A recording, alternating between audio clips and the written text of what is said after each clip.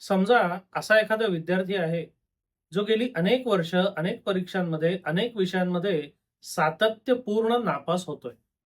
पण मध्येच काहीतरी असा चमत्कार घडला, की त्या विद्यार्थ्यांनी एका विषयामध्ये फार उत्तम मार्क मिळवून दाखवले. पण बाकी सगळ्या विषयांमध्ये बट्टाबोळ अजूनही कायमच आहे. त्यामुळे तो विद्यार्थी अजूनही नापासच आहे. मग एखाद्याच विषयामध्ये चमकल्यामुळे किंवा चमकदार कामगिरी केल्यामुळे त्या विद्यार्थ्याचं अभिनंदन करायचं का? समाधान व्यक्त करायचं का? हा मुख्य प्रश्न आहे.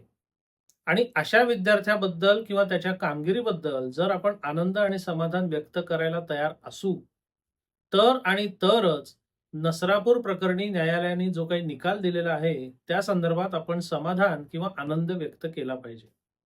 आता याच्याकडे बघताना आपण 2 दृष्टिकोनातनं बघितलं पाहिजे. एक म्हणजे त्या कुटुंबाच्या वैयक्तिक दृष्टिकोनातनं. त्यांच्या दृष्टिकोनातनं बघितला तर कर्मधर्म संयोगाने, देवाच्या कृपेने त्यांच्या बाबतीत जी काही दुर्दैवी घटना घडली, त्या घटनेला एकंदर सगळ्या न्यायव्यवस्थेचं एकंदर जे काही स्वरूप आहे त्याच्या विपरीत जलद गतीने निकाल मिळाला. आता तो निकाल मिळाला, सत्र न्यायालयाने फाशीची शिक्षा दिली. त्याच्यावर मंजुरीची मोहर उमटवण्याकरता ती उच्च न्यायालयात जाईल. मग त्याचं पुढे काय-काय होईल? मग ती प्रत्यक्ष फाशी कधी होईल? हे सगळे प्रश्न अजूनही अनुत्तीर्णित आहेत.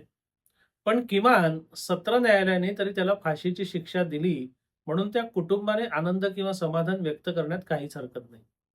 पण जेव्हा आपण समाजाच्या दृष्टिकोनातनं विचार करतो, सामाजिक दृष्टिकोनातनं विचार करतो, सगळ्या लोकांच्या दृष्टिकोनातनं विचार करतो, तेव्हा किमान मला तरी या अशा एखाद्या चांगल्या निकालाबद्दल आनंद किंवा समाधान वाटतच नाही हो.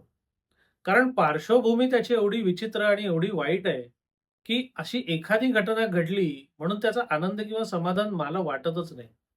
म्हणजे आता जी आकडेवारी सार्वजनिकरित्या उपलब्ध आहे, क्राईम रेकॉर्ड ब्युरो म्हणून एक वेबसाईट आहे, त्याच्यावर जर तुम्ही बघितलं, तर मला वाटतं 2024चा काहीतरी त्यांचा जो डेटा किंवा जी माहिती आहे ती उपलब्ध झालेली आहे. त्या माहितीच्या आधारे मला वाटतं त्या एका वर्षामध्ये भारतामध्ये महिलांविरोधातले फक्त गुन्हे जर आपण बघितले, तर ते आहेत 4,41,000. बाकी सगळ्या गुन्ह्यांचं तर आपण आकडेवारी सोडूनच देऊया. म्हणजे फक्त महिलांविरोधात 4,41,000 एवढे गुन्हे 2024 या वर्षात नोंदवण्यात आलेले आहेत. आता झालेला प्रत्येक गुन्हा हा नोंदवला जात नाही, हे सुद्धा आपलं सामाजिक आणि कायदेशीर वास्तव आहे. त्यामुळे 4,41,000 नोंदवलेले गुन्हे म्हणजे याच्यापेक्षा कितीतरी जास्त गुन्हे हे प्रत्यक्ष घडले असणार, हे आपल्या व्यवस्थेचं उघड सत्य आहे. मग ह्या अशा गेल्या अनेक वर्षात जे हजारो, लाखो गुन्हे नोंदवले जातात, त्याचं पुढे काय होतं? त्या प्रकरणांचा पुढे काय केलं जातं? त्यात आरोपींना शिक्षा होते का निर्दोष सुटतात? शिक्षेची अंमलबजावणी होते, होत नाही, अपीलं होतात, अपीलात निर्दोष सुटतात, अपीलात दोषी सिद्ध होतात. याच्याकडे कोणाचंही लक्ष नसतं हो. आणि कसं आहे, एखादीच चांगली घटना घडली, की त्या घटनेच्या अनुषंगाने आपण फार उत्तम कामगिरी केली, म्हणून पाठ थोपटून घ्यायला आज सगळेच पुढे आहेत.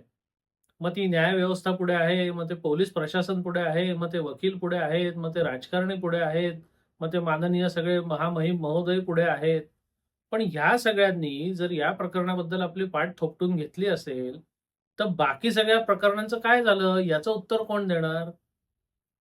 म्हणजे मगाशी मी जे म्हटलं, की अनेक वर्षांनी एखाद्या विषयात चमकदार कामगिरी केली म्हणून तुम्हाला जर शाबासकी हवी असेल, तर गेली अनेक वर्ष अनेक विषयात तुम्ही सातत्याने नापास होताय. त्याचं उत्तर कोण देणार? आणि आज म्हणजे हा खटल्याचा निकाल जाहीर झाला, त्याच्यानंतर थोडा वेळ मी जे काही बघतोय, म्हणजे मीडिया असेल, सोशल मीडिया असेल किंवा अनेक माध्यमातून जी माहिती पोहोचतेय, ते सगळीकडे अगदी आनंद आणि सगळीकडे समाधान साजरं होतंय हो. आणि कसं आहे हे ना, हे सगळं संसर्गजन्य आहे. बरं सध्याची जी एकंदर परिस्थिती आहे, ती काहीशी वाईटच आहे हे आपल्याला मान्य करायला पाहिजे. विशेषतः आपण न्यायव्यवस्था, पोलीस व्यवस्था, गुन्हेगारी या सगळ्यावर आपला बट्ट्याबोळ झालेला आहे. आणि या बट्ट्याबोळाच्या पार्श्वभूमीवर अशी एखादी ट्रॉफी कोणत्याही व्यवस्थेला हवी-हवीशी असते. आणि मग ती ट्रॉफी वर उंचावून दाखवायची आणि मागच्या काळोखावर लोकांचं दुर्लक्ष होईल, असा भाबडा विश्वास यांना आहे. आणि त्याच्याकरता ती सगळी जी काही व्यवस्था आहे ना, ती एकत्रपणे काम करते. म्हणजे मगाशी मी जे म्हटलं, की पोलीस प्रशासन, कायदे व्यवस्था, सगळे राजकारणी, त्या सगळ्यांना उचलून धरणारी मीडिया, हे सगळे एकत्र येऊन असा काही आनंदोत्सव साजरा करतायत, की जणू काही आता काय म्हणजे सगळं अगदी ज्याला म्हणतो रामराज्य किंवा अगदी न्यायाचं, कायद्याचं राज्य प्रस्थापितच झालेलं आहे. अहो, एक लक्षात घ्या, हजारो लाखो गुन्हे घडतायत. हजारो लाखो गुन्हे असे सुद्धा घडतायत जे तुमच्यापर्यंत कधी पोहोचतच नाहीयेत आणि त्यातल्या एखाद्या खटल्याचा असा जलद गतीने आणि चांगला निकाल लागतोय. यात आनंद किंवा समाधान साजरं करायची किमान मला तर लाज वाटली असती. म्हणजे त्या वैयक्तिक कुटुंबाचं पहिल्यांदाच मी स्पष्ट केलं, की त्यांनी आनंद किंवा समाधान साजरं केलं तर त्याच्यात काही गैर नाही. कारण त्यांच्या बाबतीत ही काही गुन्ह्यांची मालिका घडलेली नाहीये. पण समाजाचा आणि एकंदर देशाचा, राज्याचा जर आपण विचार केला, तर यात आनंद किंवा समाधान व्यक्त करावं असं किमान मला तरी अजिबात वाटत नाही. आणि मला खात्री आहे, की माझं हे म्हणणं अनेकांना पटणार नाही. पण थोडा शांतपणे विचार करा.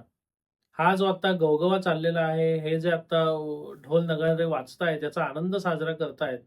हा कल्लोळ थोडा कमी झाला, की तुम्ही पुन्हा एकदा उघड्या डोळ्यांनी या सगळ्याकडे बघा आणि मग तुमचं मत काय बनतं ते ठरवा.